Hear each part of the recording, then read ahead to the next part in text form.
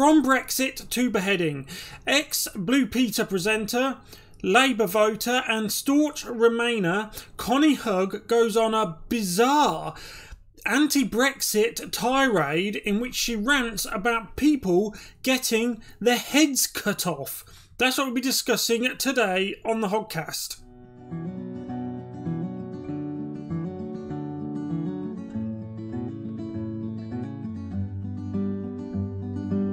Okay, well, let's jump into the insanity that is the minds of the average Remainer. We'll jump straight into it and watch the video, and we'll pick apart Connie's nonsensical arguments. But first, if you could, by all means, subscribe to the channel, hit the notification bell, and like the video. And if you can, leave a comment, because that really helps me out. Let's go.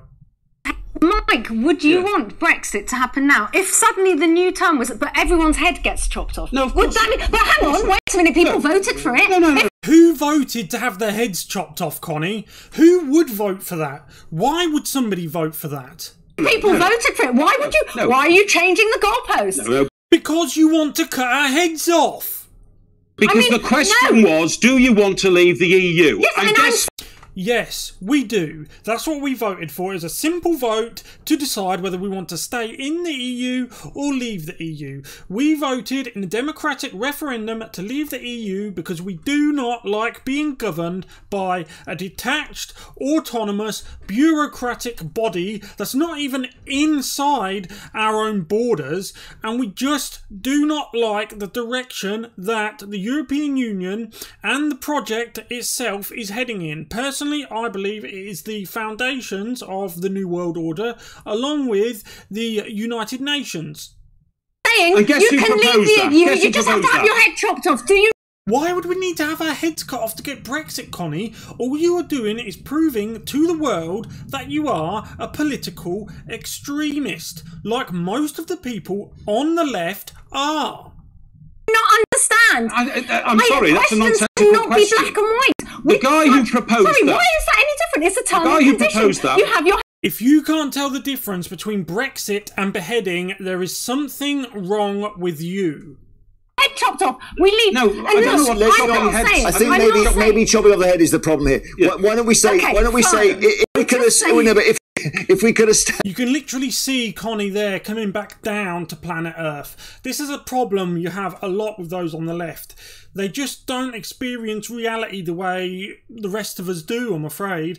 They are far too emotional. They are driven entirely by emotion, and there is no rationality or logic behind anything they do or say.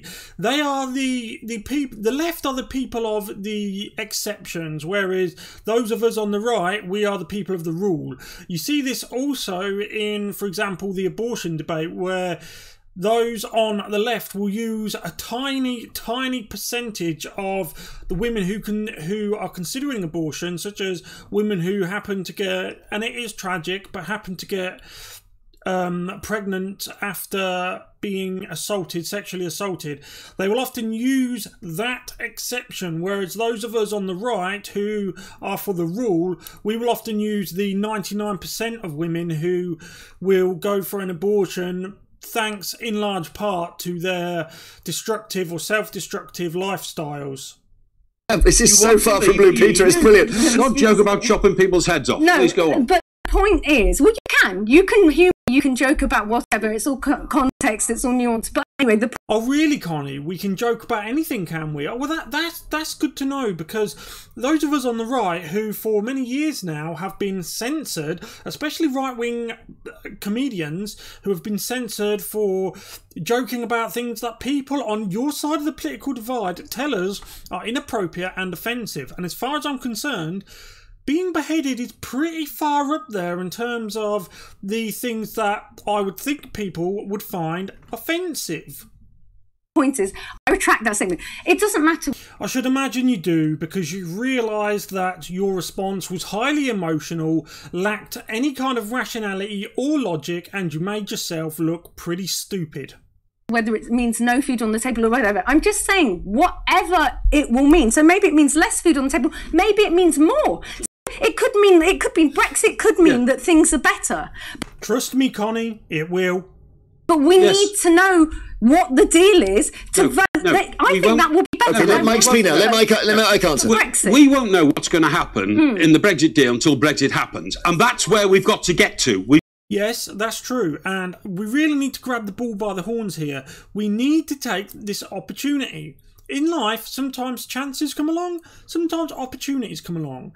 You must take those opportunities when they are there. We have an opportunity now to go our own way. We must take it. Look, there's a saying that I always remember, and it encapsulates the European Union perfectly. And that saying is, a camel is a horse designed by a committee. The European Union is nothing more than a gigantic committee of 28 members that have no real historical ties with each other. Sure, there are some countries within the 28 member state bloc that do have cultural ties. I appreciate that. And that includes us, but not all 28. We've got to get to Brexit now, because that's what... And that's true. We do need to get down to Brexit now. Look, we voted for Brexit because we know that outside of the European Union, things will be better.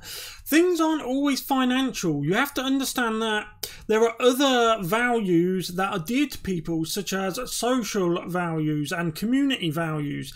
Other things than money drive people. I myself, I'm not exactly an old man. I'm in my mid-30s, and I can remember when I left school before visa restrictions were lifted on countries from in Eastern Europe, and before we were swamped with the new era of refugees and asylum seekers.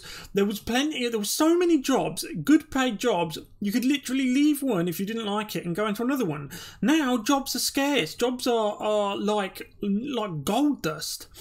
Not only that, but I have a background in warehousing and logistics and production. Now there are jobs that are being minimum wage jobs for forklift truck drivers and the like, even night shift production, even night shift forklift jobs that are stone cold minimum wage. And the only reason they're at the minimum wage is because they have to be we legally have to be paid that as a minimum. If it was lower, if the minimum wage was £6 an hour now, in the year we're in now, I can assure you a lot of these companies will be paying the £6 an hour minimum wage, which is ridiculous. Nobody could survive on that unless you were living 10 to a house, which is something a lot of migrants do.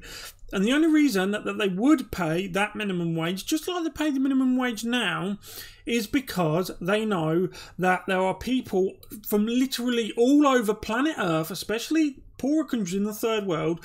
And in a way, I don't blame them, okay? I can understand that you want to improve your lot in life. But they know that they'll take these jobs. And look, if I was in their position, I probably would want to improve my lot in life as well. However, there comes a time where you have to start thinking about your own instead of everyone else except your own. There comes a time where you have to do that. And before anyone calls me the R word, let me tell you, I've worked in, as I say, production, logistics and warehousing for most of my adult life. And I have friends from all over the world, okay? So before any left-winger starts giving me the usual routine, let me tell you something. I don't live in a upscale, middle class, top of the range neighbourhood like you, where 99% of the people who live there are just like you. I've always lived and worked in the council estates and the warehouses that are the multicultural areas of Britain. I know what I'm talking about. I know that might offend you. I know that might anger you. But it's the truth.